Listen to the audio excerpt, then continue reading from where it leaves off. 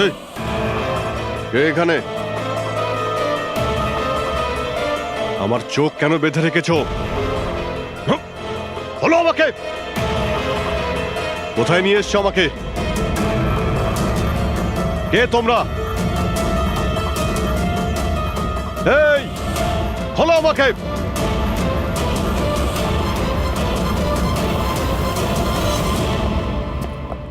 কে তোমরা?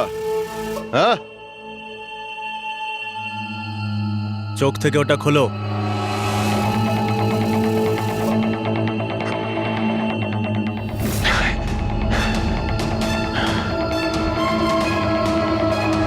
তোমরা জানো কাকে কিডন্যাপ করেছো?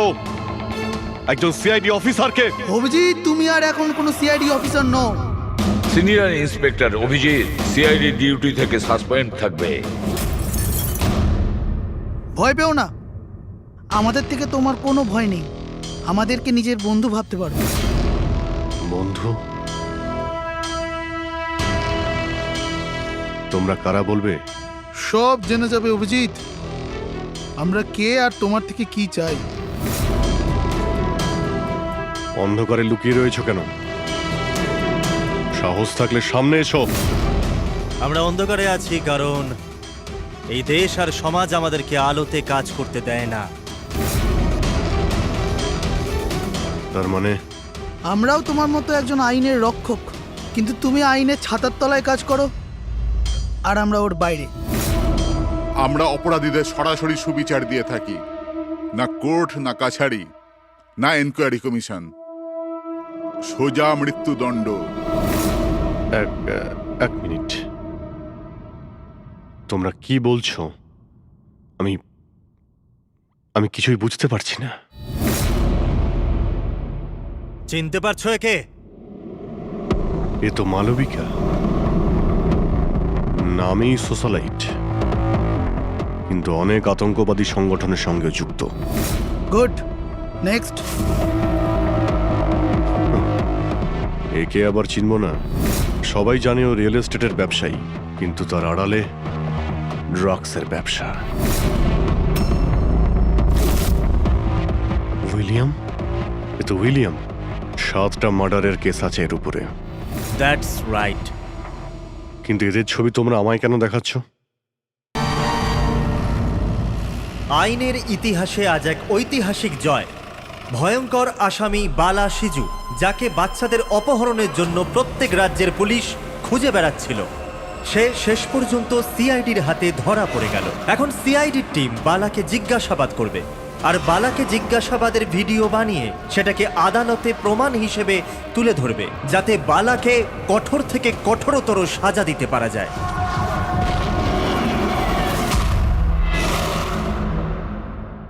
এক কাপ চা পাওয়া যাবে?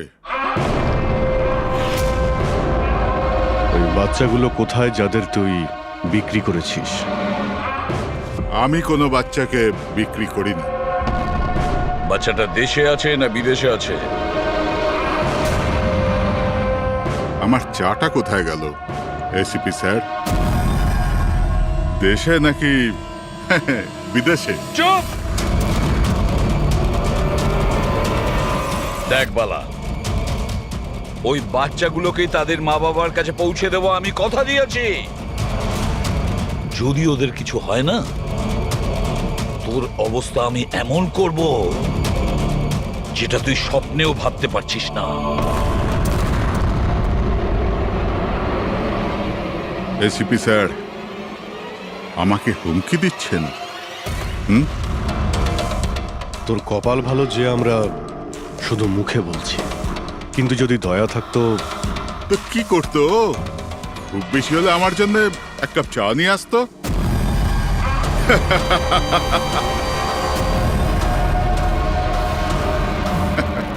পা নিচে নামা।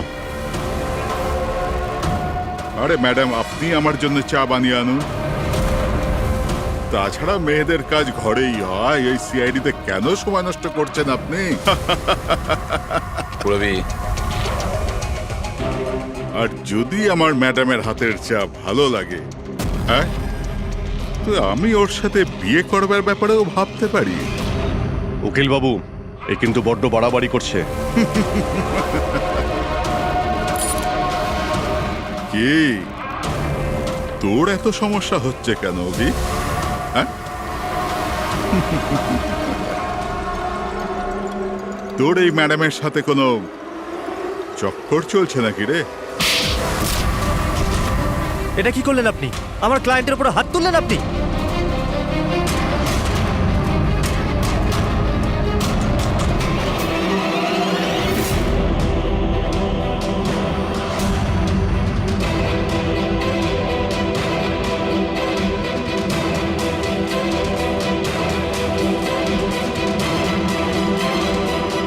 Sir? Sir, he's dead. কি?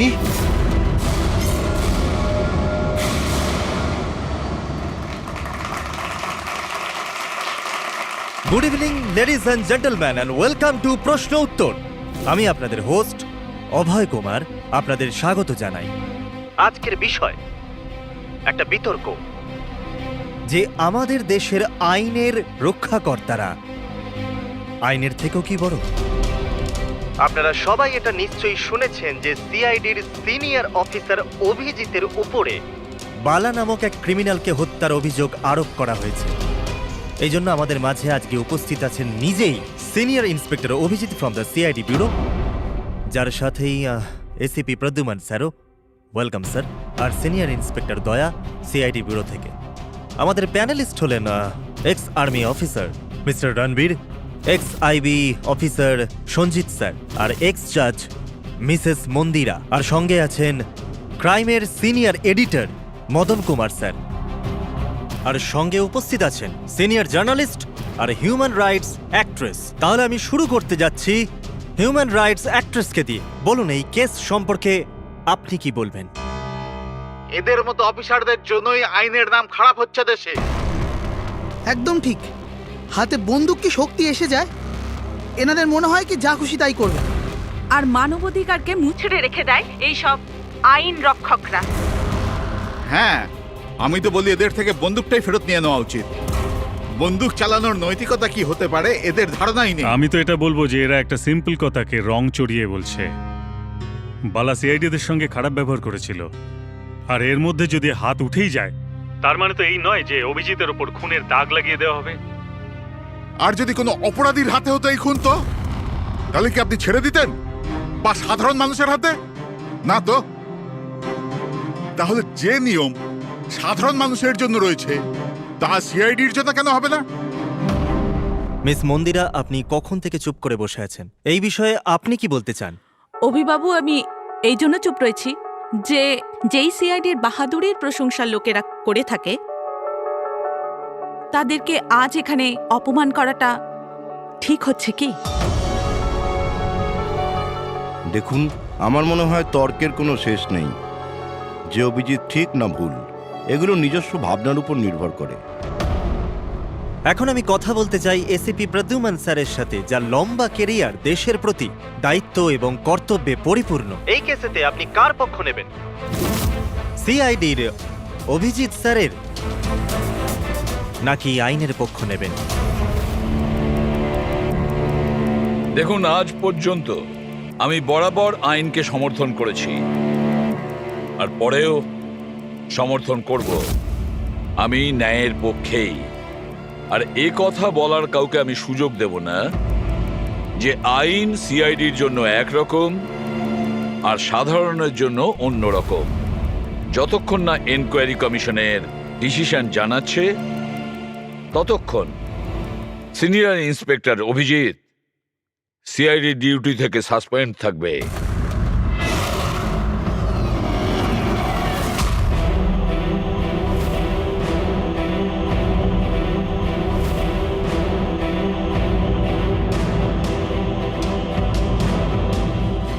এক মিনিট স্যার।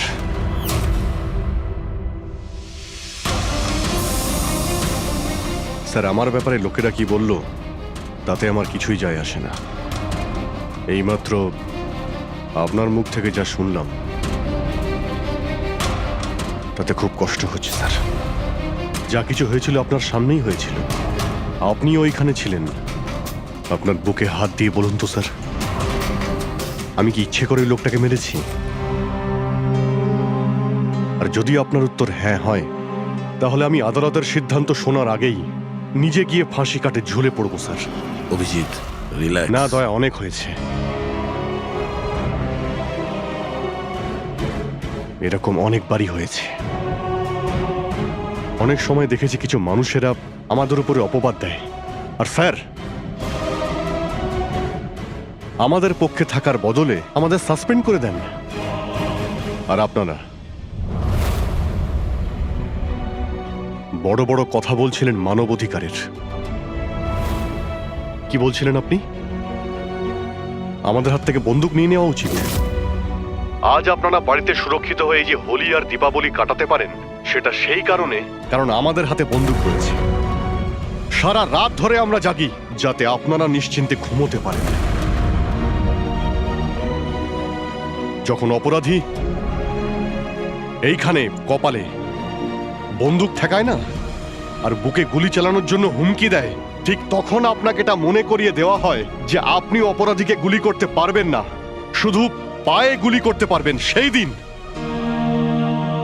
দিন আমি আপনাদের কাছে হিউম্যান রাইটস আর মানবাধিকারের স্পেলিং জিজ্ঞাসা করব। সেই দিন। আজ আমি সবার সামনে জোর গলায় বলতে চাই, বালার মতো অপরাধীদের বেঁচে থাকার কোনো অধিকার নেই। এমনি তো আদালত তোকে ফাঁসিরই হুকুম দিত। আগে মারা গেছে বলে এত প্রশ্ন কিসের জন্য? এত বছর ধরে সিআইডি যদি আমার হাত বেঁধে না রাখতো, তাহলে এই অপরাধীদের অনেকদিন আগেই আমি শায়েস্তা করে দিতাম। আর এমনিতেও এমন আইন থেকে কি লাভ যা অপরাধীদের শাস্তি দিতে পারে না? আর সেই আইন আমায় কি সাসপেন্ড করবে? আমি নিজেই আইনকে সাসপেন্ড করছি।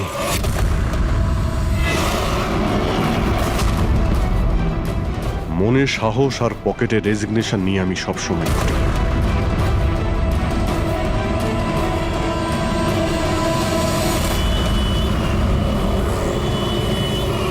আরে ভাই, আমরা তো হলাম বন্ধু।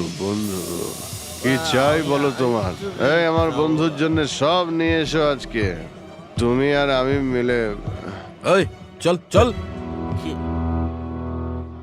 অভিজিৎ, কি হয়েছে কি তোমার? কোন জায়গায় বসে আছো তুমি?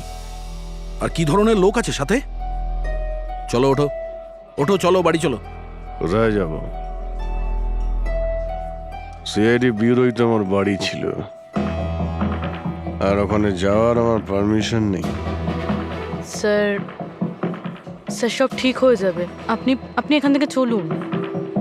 সব ঠিক হয়ে যাবে? এর থেকে আর কি ঠিক হবে? আর এখন আমি সিআইডি অফিসার নই। কোনো হিউম্যান রাইটস, কোনো এনকোয়ারি কমিশন আমার কিছুই করতে পারবে না। সমস্ত অপরাধীদের খুঁজে খুঁজে মারবো আমি, আর তোমরাও আমার কিছুই করতে পারবে না। আর না তোমার ওই এসএপি প্রদ্যুমান। যাও তোমরা ওর কাছেই যাও, তোমাদের মুখ আমি দেখতে চাই না। যাও। অভিজিৎ, তুমি সজ্ঞানে আছো? তুমি জানো তুমি কি বলছো?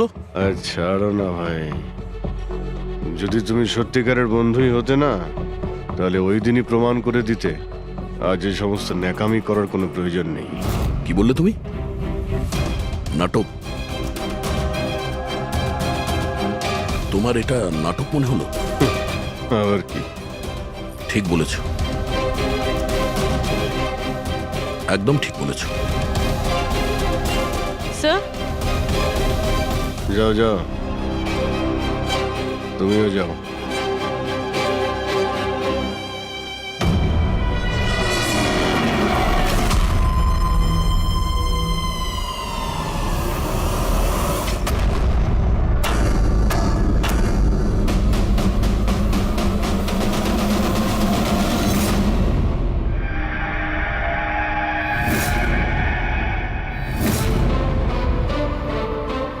এই, কে এখানে?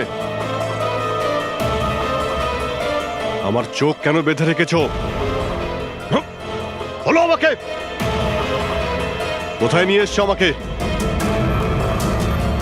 কে তোমরা? এই, খোলো আমাকে।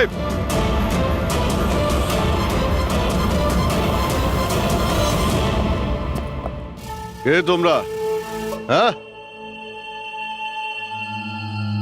চোখ থেকে ওটা খোলো।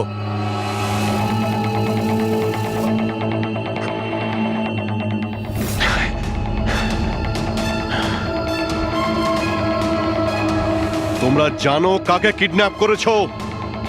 একজন সিআইডি অফিসারকে। অভিজিৎ, তুমি আর এখন কোনো সিআইডি অফিসার নও। Senior inspector Abhijeet CID duty থেকে সাসপেন্ড থাকবে। ভয় পেও না, আমাদের থেকে তোমার কোনো ভয় নেই। আমাদেরকে নিজের বন্ধু ভাবতে পারো। বন্ধু? তোমরা কারা বলবে? সব জেনে যাবে অভিজিৎ, আমরা কে আর তোমার থেকে কি চাই। অন্ধকারে লুকিয়ে রয়েছো কেন? সাহস থাকলে সামনে এসো। আমরা অন্ধকারে আছি কারণ এই দেশ আর সমাজ আমাদেরকে আলোতে কাজ করতে দেয় না।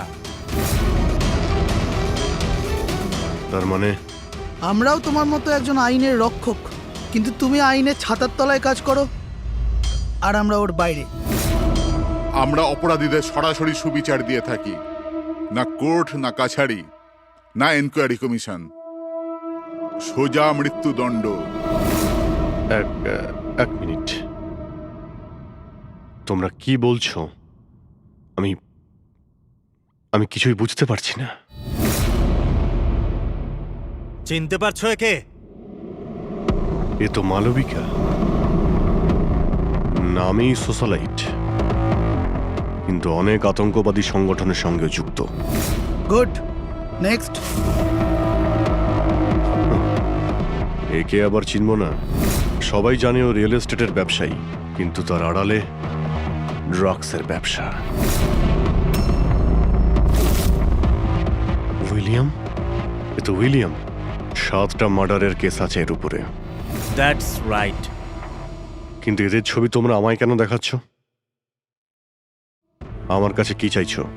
বলবো, প্রথমে তুমি এটা বলো যে যদি তুমি এটা জানতে পারো যে এই অপরাধীদের আইন কখনোই সাজা দিতে পারবে না, তখন তুমি কি করবে? যদি এরা কখনো শাস্তি না পায় তো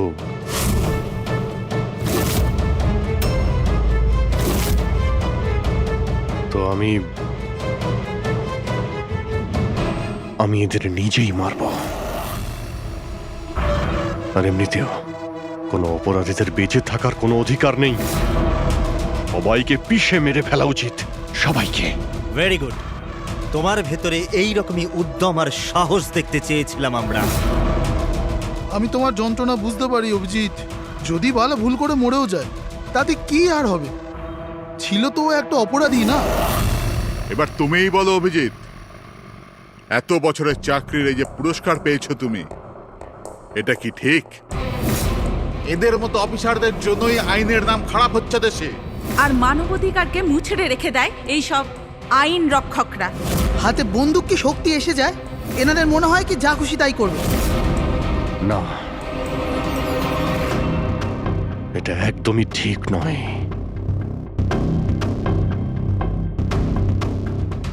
শুধু আমিই জানি সবার সামনে এইভাবে অপমানিত হতে ঠিক কেমন লাগে,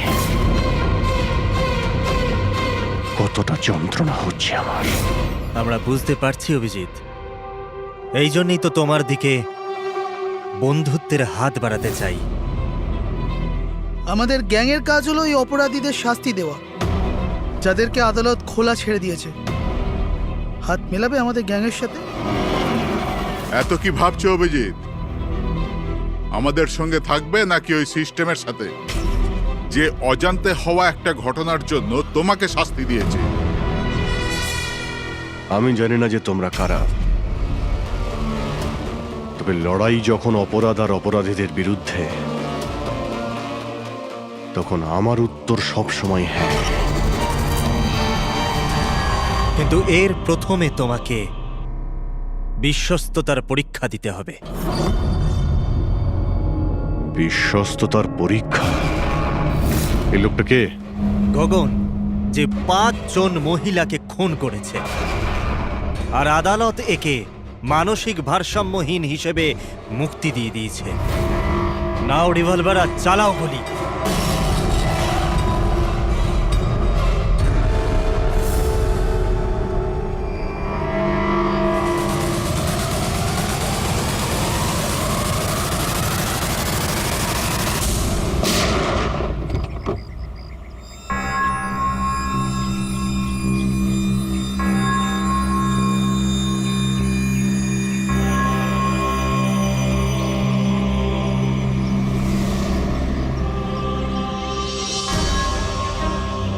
আমাদের ফোনের অপেক্ষা করবেন।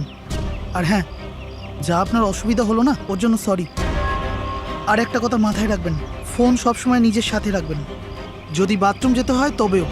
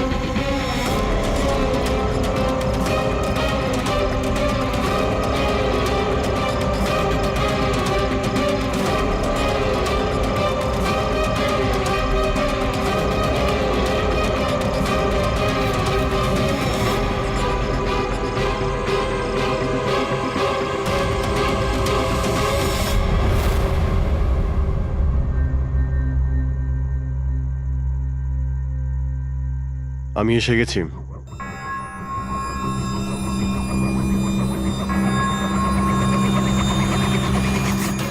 আমাদের সন্দেহই ঠিক। মানে যে গল্পটা আমরা ফেঁদেছিলাম সেটা বিশ্বাস করেছে ওরা। এটা তো হওয়ারই ছিল। যে জালে ওরা ফেসেছে সেটার প্ল্যান আমরা 1 মাস আগেই করেছিলাম। তবে স্যার, এত নামী অপরাধীদের একের পর এক খুন হওয়া, এটা কোনো কোইন্সিডেন্স হতে পারে না। স্যার, এই সমস্ত অপরাধীদের নতুন শত্রু কে এসছে? সেটাই তো আমি ভাবছি দয়া। এই 5 জনের একটা শত্রু থাকবে সেটা সম্ভব নয়। কিন্তু স্যার, আলাদা আলাদা থাকলে তারা একসাথে হামলা করলো কিভাবে? পুরোপুরি লোকগুলো আলাদা হতে পারে, কিন্তু গ্যাং একটাই, মোটিভও একটাই, খারাপ মানুষগুলোকে শেষ করা। কিন্তু আইনকে নিজের হাতে নিয়ে আলাদা আলাদা শহরে আলাদা আলাদা সময় খুন করা, এত লম্বা প্ল্যানিং কেউ একা করতে পারবে না। একদম ঠিক বলছো অভিজিৎ। মনে হয় তুমি কিছু পেয়েছো। হ্যাঁ হ্যাঁ বস। কি বস, এটা একজন খুনির কাজ নয়, কারণ বেশিরভাগ ক্ষেত্রে একজন খুনির খুন করার পদ্ধতিটা নিজেদের পছন্দ মতো, কিন্তু এক্ষেত্রে সেটা হয়নি। এই দেখো, একে গুলি করা হয়েছে, গুলি অনেক দূর থেকে করা হয়েছে, কিন্তু সেটা সোজা এসে হার্টে বিঁধেছে, 1 ইঞ্চিও এদিক ওদিক নয়। আর একটা, একে মার্শাল আর্টের একটা বিশেষ পদ্ধতি দিয়ে মারা হয়েছে, খুবই বিপজ্জনক, একটা আঘাতেই শেষ। আর এই তৃতীয় মার্ডার, এই তৃতীয় ব্যক্তিকে বিষ দিয়ে হত্যা করা হয়েছে। একটা ছুঁচলো জিনিস দিয়ে বিষটা ইনজেক্ট করা হয়েছে সোজা আর্টারিতে। বিষটা খুব তাড়াতাড়ি রক্তে মিশেছে আর স্পট ডেড। তাহলে তৃতীয় মার্ডারটাও কোনো এক্সপার্টই করেছে স্যার? হ্যাঁ অভিজিৎ, প্রথম শার্প শুটার, দ্বিতীয় মার্শাল এক্সপার্ট, আর তৃতীয় জন খুব ভালো করে ইঞ্জেকশন দিতে জানে। তারা যারাই হোক, মানুষকে বিশেষভাবে মারার প্রশিক্ষণ প্রাপ্ত এরা, যেমন কোন স্পেশাল এজেন্ট। আর হতে পারে এই গ্যাংয়ে এই ধরনের চিন্তা ভাবনা করার মতো আরো লোক আছে, যারা এই সমাজ থেকে অপরাধীদের সরিয়ে দিতে চায়। স্যার, যদি ওরা এত এক্সপার্ট হয়ে থাকে, তাহলে না ওরা কোনো প্রমাণ রাখবে? না কোনো সূত্র। ওদেরকে ধরবো কিভাবে? লোহাই লোহাকে কাটতে পারে পুরবী। এদের গ্যাংকে ধরার একটাই রাস্তা আছে, বালার মৃত্যুর নাটক। সবকিছু প্ল্যান অনুযায়ী হচ্ছিল স্যার। তারপরে ওরা আমাকে ট্রিগার প্রেস করে একটা লোককে মেরে ফেলতে বলে। আর তুমি ট্রিগারে চাপ দিয়েছিলে? Yes sir. ট্রিগারে চাপ দিয়েছিলে? Yes sir. এসব কি হচ্ছে? হ্যাঁ, বলেছিলাম না আমরা তোমার পরীক্ষা নেওয়া হবে, এটা দেখার জন্য যে তুমি এই কাজটাকে পরিণতি দিতে পারবে নাকি। আমায় কাকে মারতে হবে? এমন একজন মানুষ যে মানুষ বলার যোগ্যতা হারিয়েছে, দেশের উত্তরের রাজ্যগুলোতে ড্রাগসের ব্যবসা করে, আর জানি না এর জন্য কত যুবক নিজের জীবন বরবাদ করে দিয়েছে। তার নাম? নিজেকেও অনেক বড় বিজনেসম্যান মনে করে, কিন্তু ড্রাগ ডিলিং করাই হলো ওর আসল কাজ। একবার যদিও শহরে ফিরে আসে, ব্যাস তারপরে ওর কাজ শেষ। নাম? নামে কি এসে যায়? গুলি মারবার ঠিক 1 ঘন্টা আগে তোমাকে বলে দেওয়া হবে যে কবে আর কোথায় গুলি চালাতে হবে। ট্রিগার কি করে টিপে দিলে? ওর যদি কিছু হয়ে যেত, মারা যেত তো? না দয়া, কিছুই হতো না। ওই বন্দুকটা হাতে নিয়ে আমি বুঝতে পেরেছিলাম ওই বন্দুকের মধ্যে কোনো গুলি ছিল না। অভিজিৎ, ওদের সাথে এমন ভাবে মিশে যাও যেন তোমাকে সন্দেহ না করতে পারে। এটাই হলো রাস্তা ওদের কাছে পৌঁছানোর। কিন্তু ওরা বড় ধরনের কিছু করে ফেলার আগে যদি আমরা ওদের আড্ডাতে পৌঁছে যাই ওদের গ্রেপ্তার করার জন্য। কিন্তু ওদের আড্ডায় পৌঁছাবো কি করে? তোমার চোখে তো পট্টি বাঁধা থাকে। চোখ বাঁধা ছিল, কিন্তু দয়া, ওদের আড্ডা থেকে বাড়ি পৌঁছানো পর্যন্ত আমি রাস্তাগুলো ভালো করে ফিল করেছি। আর যা কিছু আমার মনে হয়েছিল সব পেনড্রাইভে রেকর্ড করেছি। এগুলো আমার জামা কাপড় আর জুতো। যদি এর থেকে কিছু সাহায্য পাওয়া যায় ওদের আড্ডায় পৌঁছানোর জন্য। স্যার, যা করতে হবে তাড়াতাড়ি করতে হবে। যে কোনো সময় আমার কাছে ফোন আসতে পারে ওই ড্রাগ ডিলারকে মারার জন্য। আর আমি এই ধরনের কাজ করতে চাই না যার পারমিশন আইন আমাকে দেয় না। যতক্ষণ আইন না বলছে আমরা কাউকে মেরে ফেলতে পারি না, সে কোনো বড় অপরাধী হলেও।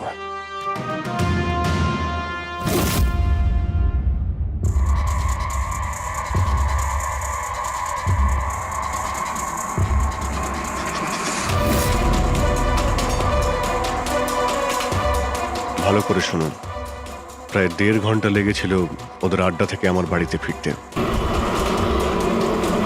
গাড়ির স্পিড 60-এর উপরে যায়নি। 15 মিনিট গাড়ি ট্রাফিক জ্যামে আটকে ছিল। 10-15, আর ঠিক ওই সময় কাউকে শ্মশানে নিয়ে যাওয়া হচ্ছিল। আর হ্যাঁ, যখন আমি আড্ডা থেকে বেরিয়েছিলাম তখন ওখানে কোনো মন্দিরে আরতি হচ্ছিল যা মাইকে বাজছিল। প্রায় সব মিলিয়ে 6টা সিগন্যালে গাড়ি দাঁড়িয়েছিল, আর প্রায় 5টা ফ্লাইওভার ছিল। প্রত্যেকটা ফ্লাইওভার ক্রস করতে 40 থেকে 50 সেকেন্ড লেগেছিল। রেলওয়ে স্টেশন, একটা ফ্লাইওভারের নিচে রেলওয়ে স্টেশন ছিল যেখানে ট্রেনের অ্যানাউন্সমেন্ট হচ্ছিল। স্যার। হ্যাঁ বলো। এই দেখুন স্যার, এই দেখুন, অনিকেত কুমার স্যার। সিবিআই 2 দিন আগেই ওর সঙ্গে কথাবার্তা বলেছে। স্যার, দেশে অনেক জায়গায় ও ড্রাগসের ব্যবসা করে। এখন কোথায়? ফ্রেডি স্যার দেখছেন স্যার। স্যার, এটা প্যাডি, ধান। ও ধান। ওই যে তুমি অভিজিতের জামা থেকে যে সুতোটা এনেছিলে সেইটা একটা বস্তা সুতো, পাটের বস্তা। তাহলে ধান আর পাটের সুতো, তার মানে হচ্ছে এটা কোনো গোডাউন, কোনো একটা গোডাউনকে আস্তানা বানিয়েছিল ওরা। এমন একটা গোডাউন যেখানে সবজি বিক্রি হয় অথবা কোনো ধানের কল। স্যার, স্যার এই রুটটা নিয়েছে এরা। রুটটা সেই রকমই যেরকম অভিজিৎ স্যার বলেছে। আমার মনে হয় এটাই। Good job Purabi. হ্যাঁ ডক্টর সালুকে। কি অভিজিৎকে আনাজের গুদামে রাখা হয়েছিল? অনিকেত আজকে সকালেই গ্রিস থেকে ফিরেছে, এখন অব্দি অফিসেও যায়নি। আচ্ছা, গ্যাং থেকে ফোন আসবে অভিজিতের কাছে। আসবে ফোন।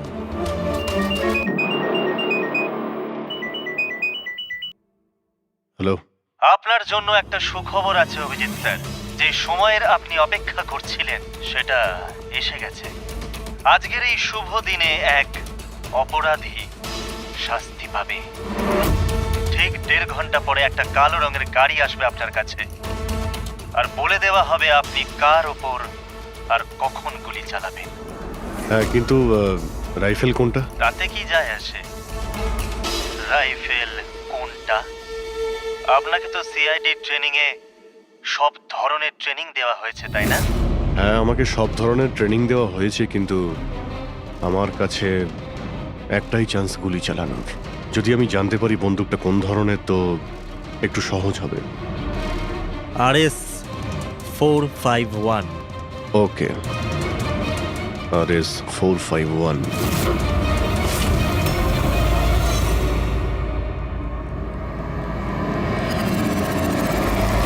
এটা কি বলছেন আপনি? আমার মৃত্যুর ভয় রয়েছে? তাহলে আমি যাবোই না কোথাও, ঘরের মধ্যেই লুকিয়ে বসে থাকবো। আমি সমস্ত মিটিং ক্যান্সেল। অনিকেত, বাড়িতে লুকিয়ে থাকলে কোনো লাভ হবে না। ওরা প্ল্যান করে বসে আছে তোমাকে মারার জন্য। ওরা তোমাকে মেরেই ফেলবে। আপনারা কিছু করুন না, আপনারা সিআইডির লোক, বাঁচান আমাকে। বাঁচাবো আমরা তোমাকে। আর এবার গুলি আমাদের অফিসার তোমাকে করবে। তোমার জামার ভেতরে একটা বুলেট প্রুফ জ্যাকেট থাকবে আর কিছু রক্তের প্যাকেট। কিন্তু স্যার, লক্ষ্য এদিক ওদিক হয়ে গেলে যদি গুলি মাথায় লেগে যেত? কিচ্ছু হবে না, কারণ গুলিটাও নকল থাকবে। আর হ্যাঁ, তুমি তোমার কর্মফল ভোগ করবে। তোমাকে শো করে ওই মাস্টার মাইন্ডকে আমরা আগে ধরবো। এবারে বলো, মিটিং এর জন্য কোথায় যাচ্ছিলে তুমি? পরের মিটিং 1 ঘন্টার মধ্যেই হবে। এই মলের বাইরে একটা লঞ্চে হবে। মলের বাইরে? হ্যালো। আমার মনে হচ্ছে মিশনটা ক্যান্সেল করতে হবে। কিন্তু কেন? বালা বেঁচে আছে।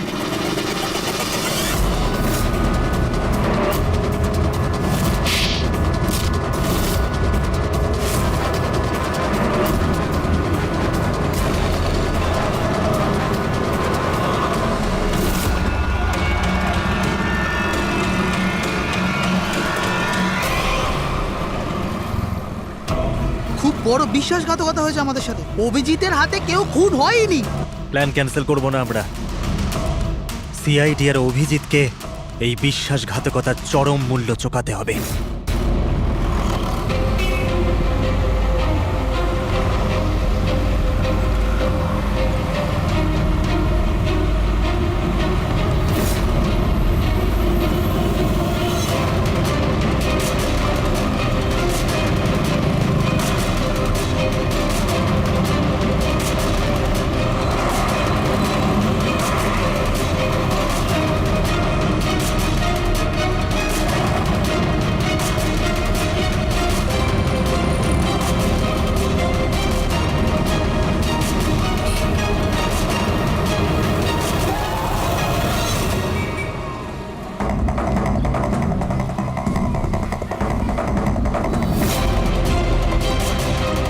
এখানে ওই লোকটা আসতে চলেছে।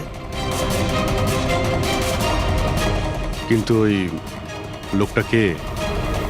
অপেক্ষা কর, জানতেই পারবি। চল তোকে ওই জায়গাটা দেখাই, যেখান থেকে তোকে গুলি চালাতে হবে ওর উপর।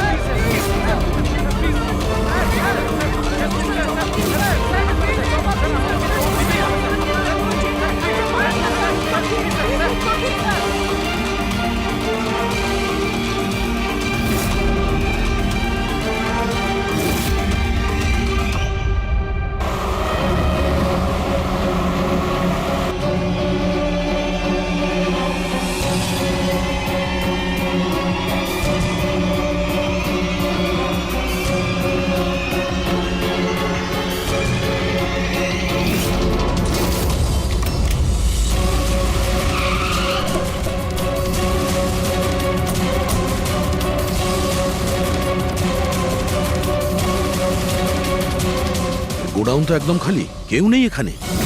হ্যাঁ স্যার, এটা তো সেই গুদাম নয় যেটা আমরা খুঁজছি। ও দাদা ভাই, কে আপনারা? কি চাই? তুমি এখানে কাজ করো? ইয়েস। এই গোডাউনকে ব্যবহার করছিল কি? না তো, গত 2 বছর ধরে বন্ধ পড়ে আছে। এই গোডাউনটা আমার বস বিক্রি করতে চায়, তা আপনি কি কিনবেন? যদি এটা ওই গোডাউন না হয় তাহলে কোন গোডাউনটা?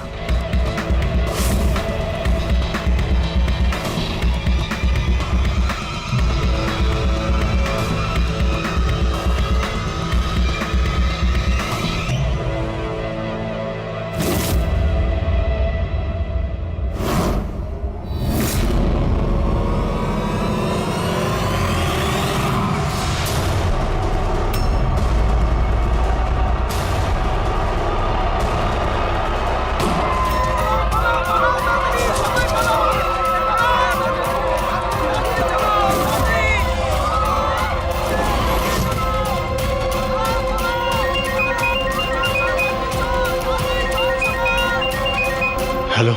অভিনন্দন অভিজিৎ, তোমার সাফল্যের জন্য। Aniket is finished. এবার দেখা করে অভিনন্দন জানাবো তোমাকে। ঠিক আছে, আসছি আমি।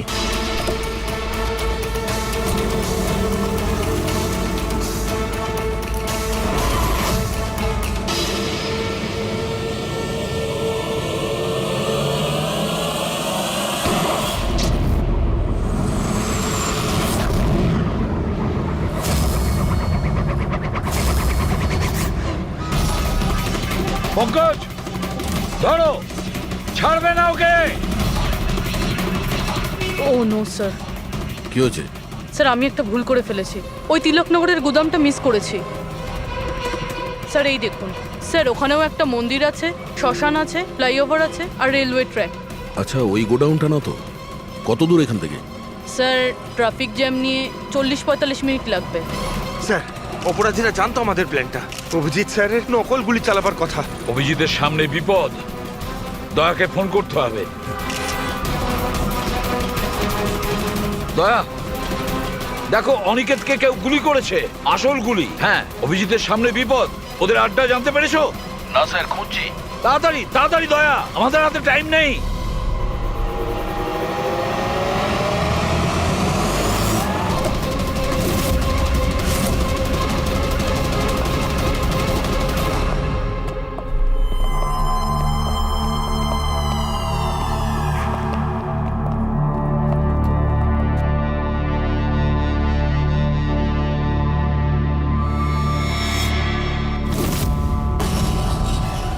অনেক অনেক অভিনন্দন তোমাকে। Well done.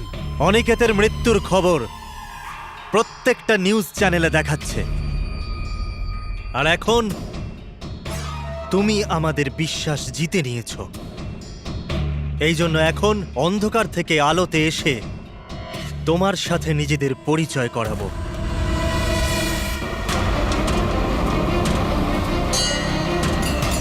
এই মন্দিরটা।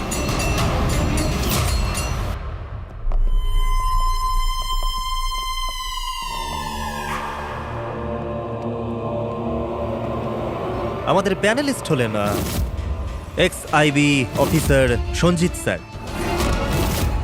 আর এক্স জাজ Mrs Mandira, ex army officer mister Ranvir. ও, তো আপনারা? হ্যাঁ, আমরা। কেন চমকে গেলেন নাকি আমাদের দেখে? ভুলে গেলেন সেই দিনটা যখন শুধু আমি সমর্থন করেছিলাম আপনাকে?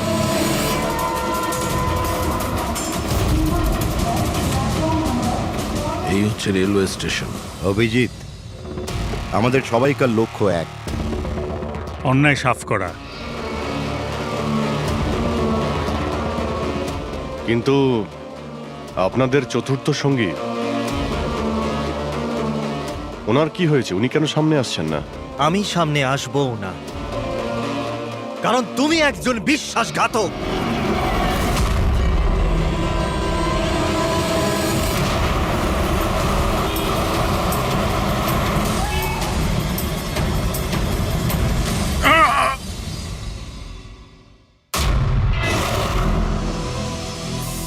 বালা বেঁচে আছে? হ্যাঁ, এ বেঁচে আছে, কারণ এই সব কিছু সিআইডির প্ল্যান মাফিক কাজ ছিল আমাদের ফাঁসানোর জন্য। আর এই হচ্ছে শ্মশান ঘাট। আর অনিকেত? সেও নিশ্চয়ই জীবিত আছে, নিশ্চয়ই এই অভিজিতকে নকল গুলি মেরেছে। অভিজিৎ, এই বেইমানির জন্য একটাই সাজা, শুধু মৃত্যু, শুধুই মৃত্যু। তুমি আর বালা দুজনেই মরবে, দুজনেই। আর তোকে আমরা মারবো না, তোকে এ মারবে। আমি কেন? কেননা একজন বাহাদুর এবং সৎ ইন্সপেক্টরকে মারা আমাদের নীতির বিরুদ্ধে। চল, তুই মার, নইলে আমরা তোকে মারবো। ও তো আপনারা এমনিই মারবেন। না, আমরা তোমাকে আর একটা সুযোগ দেব। চালাও গুলি। নেবালা, পিস্তল নে। এই নে।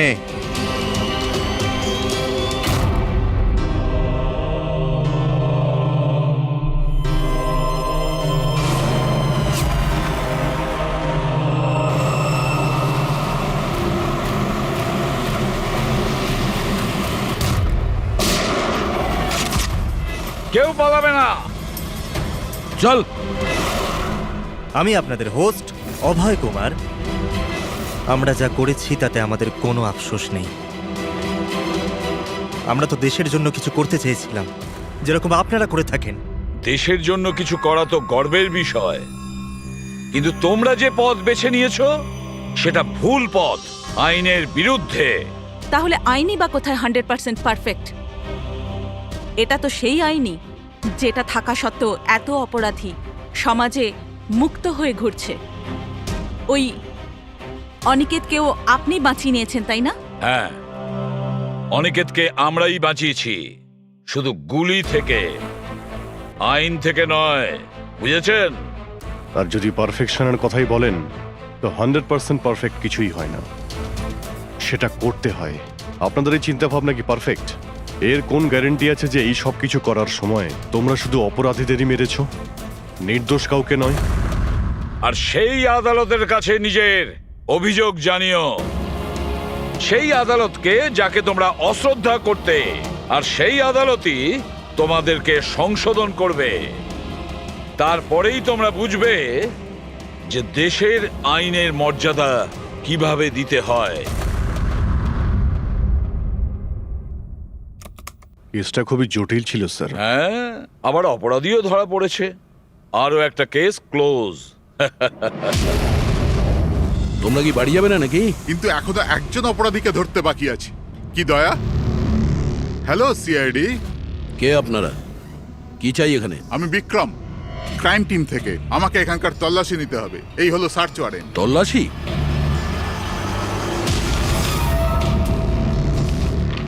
আমাদের আপনাদেরকে অনুরোধ যে আপনারা সবাই আমাদের সাথে কমপ্লিটলি কোঅপারেট করতে থাকবেন। এটা কি আমরা জানতে পারি যে তল্লাশি কেন নেওয়া হবে?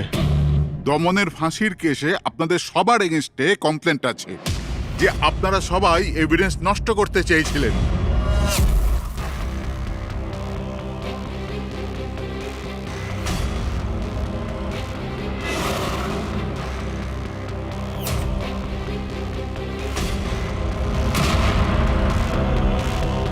তল্লাশি শুরু করো। আপনাদের সবার ফোন রেকর্ড চেক করা হচ্ছে, আর আপনাদের সবার উপরে কড়া নজর থাকবে।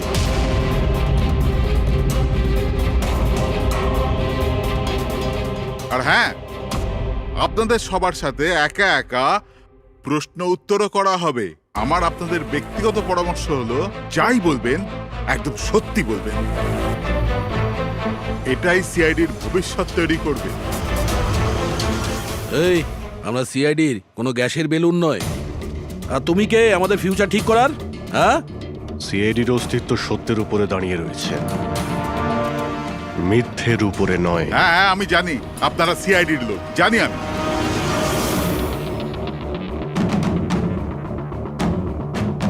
কিন্তু আপনারা যেই হন, আইনের ওপরে কিন্তু নয়। আর এখন সময় চলে এসেছে আপনাদের আইনটা মনে করা দরকার। হ্যাঁ, সেটা আমরা জানি যে আইনের ঊর্ধ্বে আমরা নই, আর আমরা আইনের সুরক্ষা করি, আইনের রক্ষাকর্তা। আমরা সিআইডি, আর গর্ব করে আমরা বলি আমরা সিআইডি অফিসার। আর আমাদের প্রতিটা রক্তের বিন্দু, প্রত্যেকটা ফোঁটা সিআইডি দেশের জন্য সমর্পণ করছে।